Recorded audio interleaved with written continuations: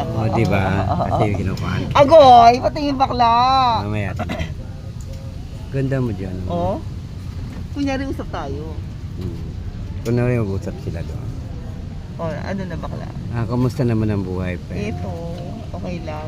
Ano mo ginagawa mo? Eto, binibideo kita para mag-viral ka naman. Ano naman, no? Malay mo naman, Ano? mag-viral ka, maging 1 million yung viewers. Kasi sa ano to sa channel ko. Bakla, may kumuha sa akin kanina niyan. Oh, Oo, hindi ko alam kung vlogger siya. vlogger yun.